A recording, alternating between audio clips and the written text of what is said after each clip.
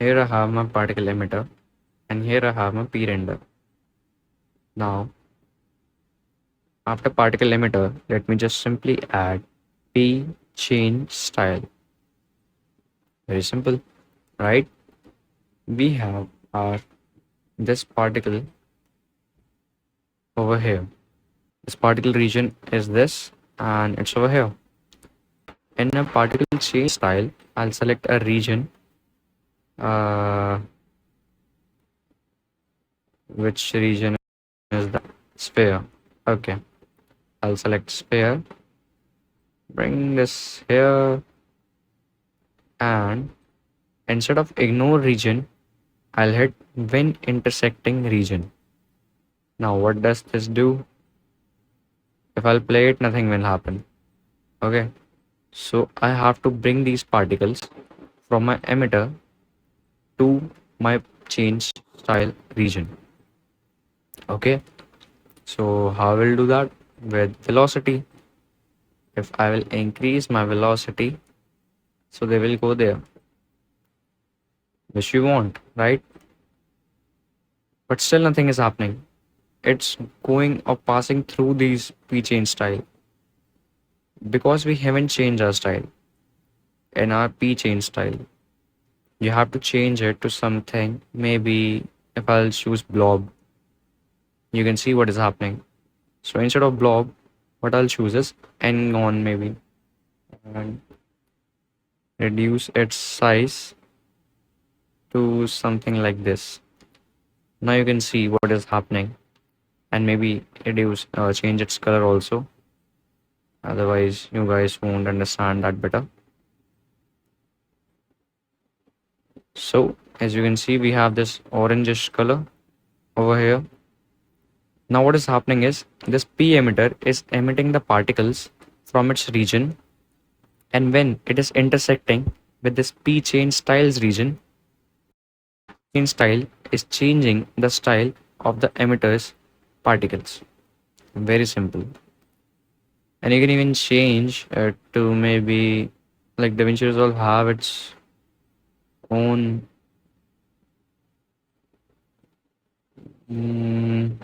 brushes. Yeah, select brush, and here you can choose either ball metal, maybe bomb, or maybe like I'll reduce the size, reset the size. You can see what we're having, and I'll also reset the color. You can see we have this kind of bomb particles. Like these are presets which already come within DaVinci Resolve. You should explore these. Instead of bomb, you can use maybe bullets. Now you will have bullets. Now you can use this in a very creative way. Okay. And by the way, these bullets look really awesome. Nice assets. And you have this by default in DaVinci Resolve, which is a really great thing. And you can even change it to fish 1. So you have fishes. Fish 2, you have different fishes. Fish 3, flake, which is snowflake. There are many flakes in here. You can either change it to this, or maybe a leaf. Okay, so there are so many things that you can do.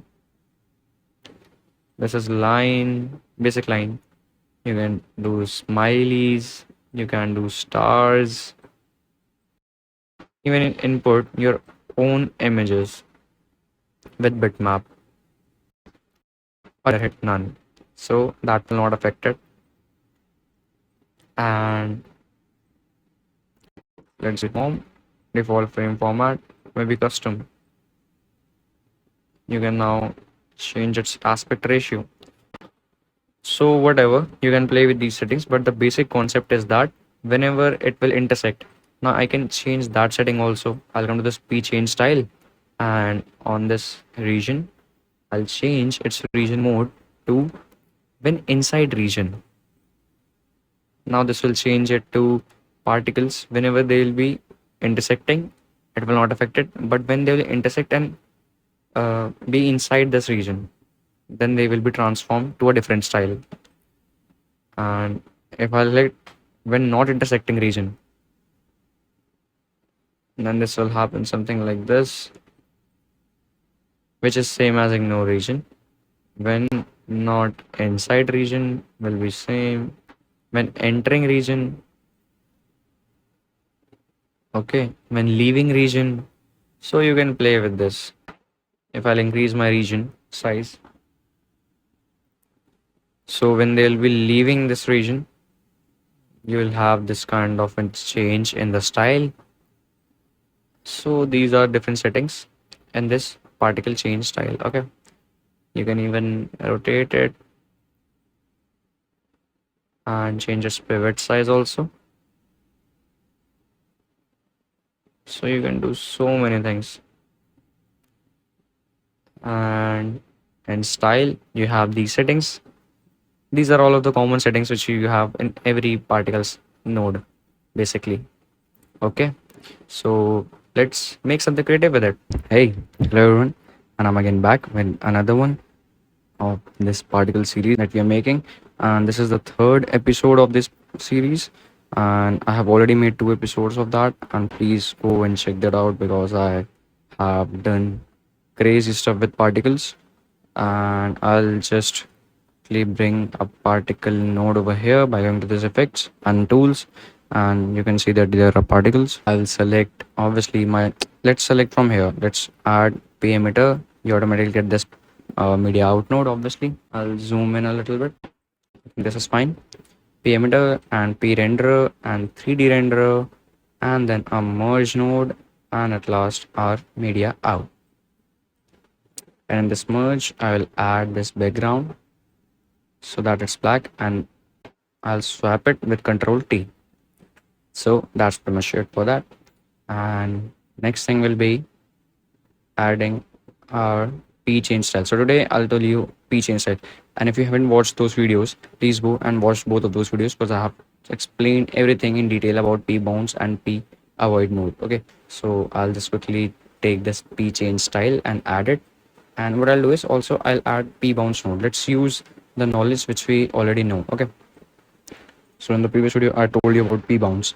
So I will take a shape 3D, and let's take a sphere, reduce its radius, and I'll click over here to get lights view instead of that solid view. And here I'll increase base divisions and high divisions. 50 is fine, 50 and 50. That will make the sphere a little smoother. That's what you want, that's what we wanted. And I'll go to paint speed bounce, and here now what will I do in order to get this mesh as a region of this pBounce? I'll always go to region, and here I'll choose this mesh. Now I have chosen this mesh. I have already explained in my previous video, so please, again I'm saying that go check those videos out. And here in pChangeStyle I'll also select my region to mesh. Okay, so I have these two triangles now, which is mesh input in our pChangeStyle and pBounce. So I'll join the shape 3D to my pChangeStyle as well as to my pBounce. Now what to do next? I'll add one merge 3D after pRenderer. That will be a quick one. And I'll also take this here. Now I'll view my merge 3D so that I have this in my view. I have this shape also. Okay, so the next thing will I add is I'll just come and click this pBounce and shift space and add pDirectionalForce. Why am I using this when I have this open? I'll choose pDirectionalForce, and I just learned this in previous video that this is used as gravity. So obviously you should use it always, and you should use it by selecting the region as all, so that it's affecting all the particles in the simulation that you have, which will be affected by this. It acts basically like gravity, so this is nice. Okay, and these are the particles node that we will be needing. I'll remove this effect. Now if I'll play, you'll see nothing is happening, obviously, because we set it up nothing. I'll go to this pEmittor, go to region and choose cube, bring it up like that, increase its width, height and depth like that. hold Alt, click F, hold Alt and move it with middle mouse button, and I think that this much is fine. Maybe we can reduce its depth a little bit, something like that, and also the height. I think this is fine. I'll bring it a little down. Click on this, hit F, so that my window is view snapped to this. Now we'll have this kind of view. I'll bring it a little down, and in my pChange style, I need to add something. So I'll go in my project file of my, yesterday's project file which I did. So I'll go to my timeline. I'll select these, not these nodes over here. I'll hit Control C and go in my timeline which I have here. I'll click here, hit Control B. Yeah. So this is basically a candy shape which I have made. I know it doesn't look like candy, but it's not candy, it's something else. I don't know what you say to this object or thing, but whatever. We made this yesterday in previous video. So if you want to know why we made it, what we did with this, and how we made it, so yes, again, watch previous videos. I'll go to pChangeStyle. So what I want is basically, let me just explain that to you so it will be a little easier for you to understand. See, right now, you see these points. These points are coming from this emitter and they are hitting to this shape. And now they are bouncing because of this bounce node. Very simple, very basic. So basically you have these particles coming to the 3D object and they are bouncing because of this bounce node. Very simple, very basic, right?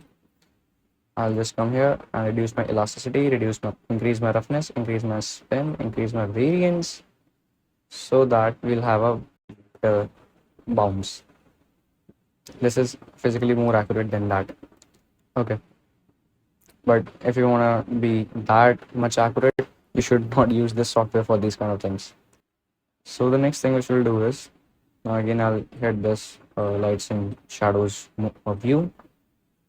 Sorry for less better view. I'll click on this pEmittor. Okay, so this particles is coming here on my sphere. What I want is when it will intersect this, like when it is intersecting with my object, collision object, it should change its style. And what is style? Style is basically all this point, bitmap, and everything like present here. So it should change its style to this capsule or whatever it is. So how to do that?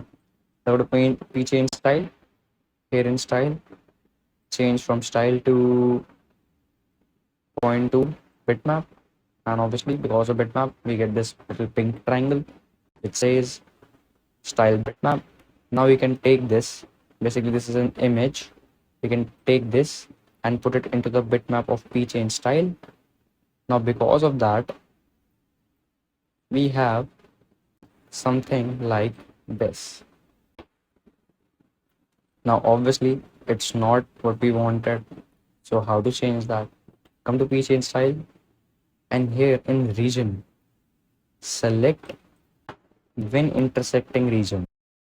Okay, now if you will do that, boom, we got our thing which we wanted. And I'll come to this pChangeStyle, go to style, here in color controls, I'll change its variance, lock color variance, I'll increase its red, green, something like here, and a little blue, maybe here, so that we have a little color variance in all of our particles. And now you can see we get so much of difference. Seriously, like that is really cool, isn't it? And now if you will play it, let me play it from the beginning. So these are points falling to your sphere, and when they've intersected, they change their style. Man, that is so cool. This is all possible because of this pChangeStyle.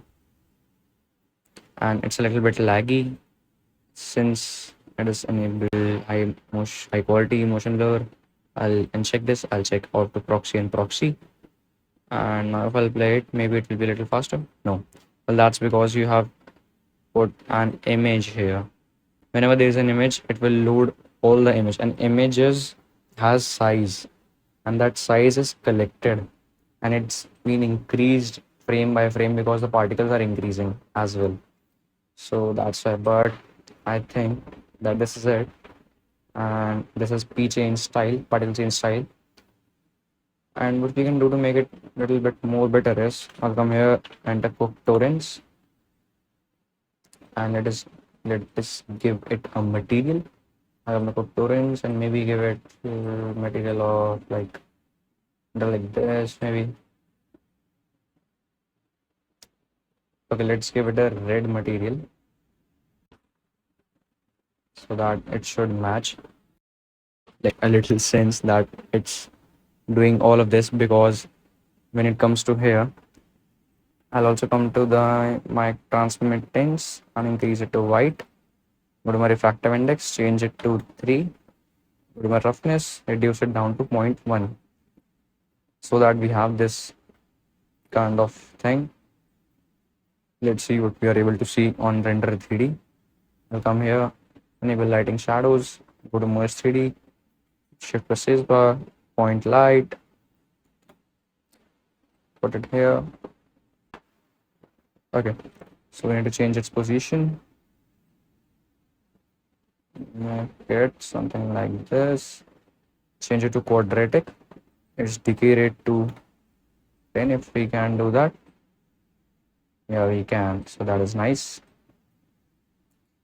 And increase its intensity to also 10.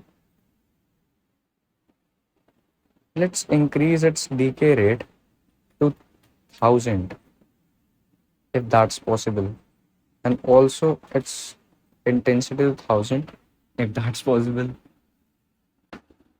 But it doesn't make that much of a difference. I thought that it will be an area light which is there in Blender.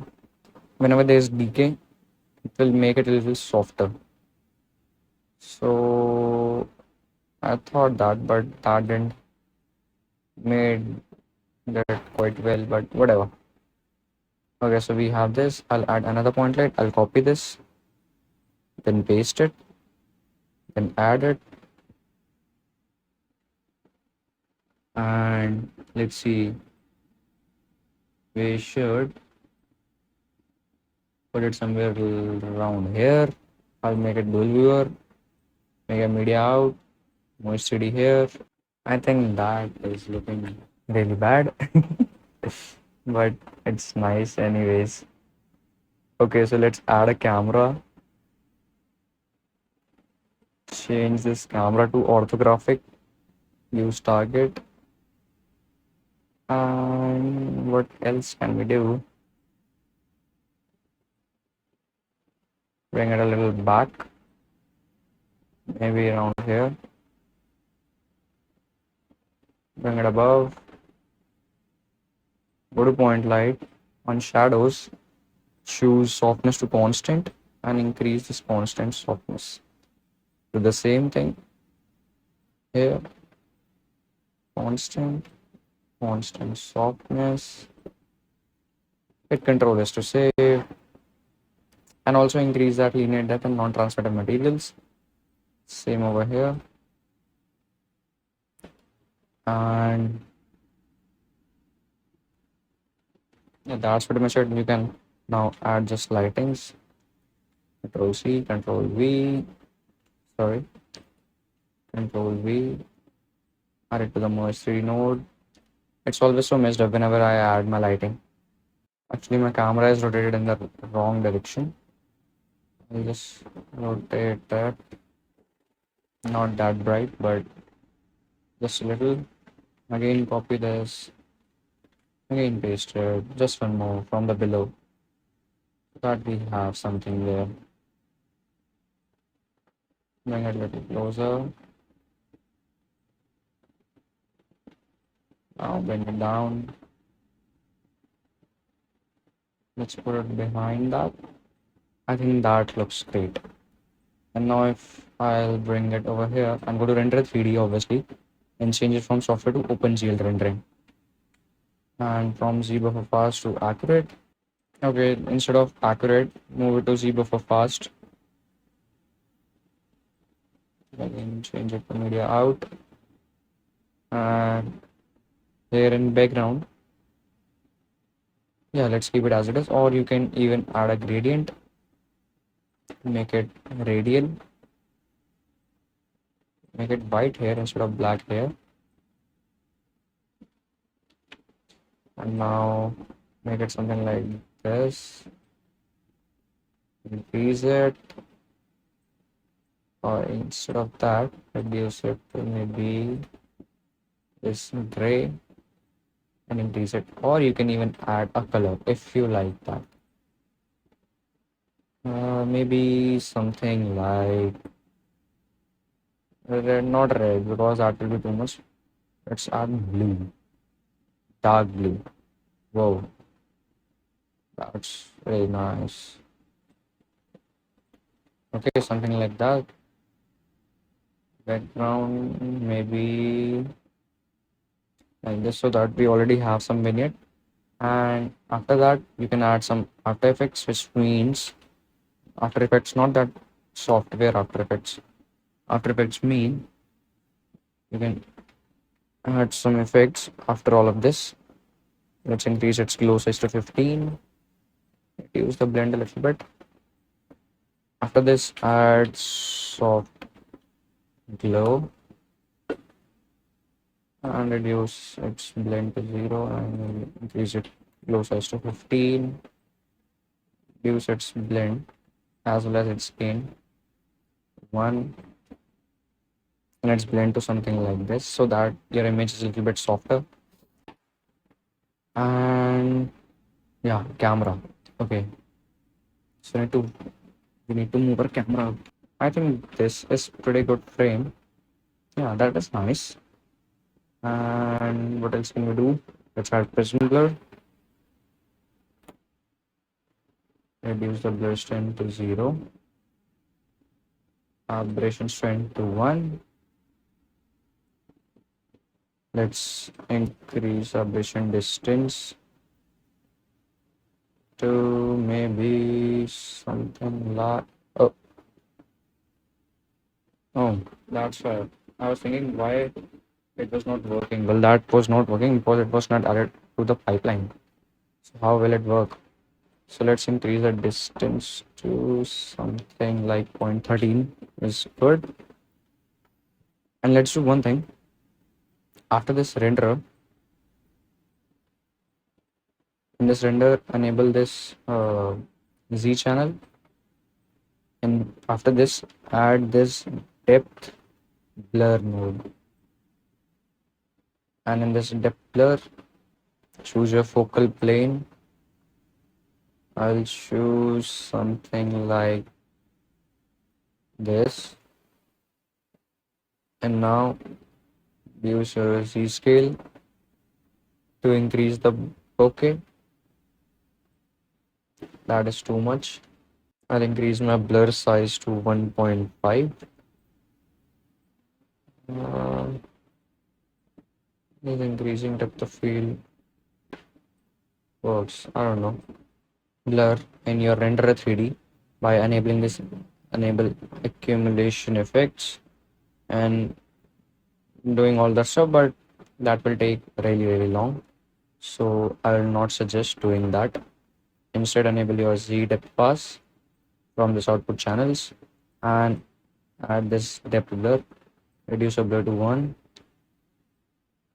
and now you can add your blur with this method. Let's make it 1.8. That should work. I don't know, maybe.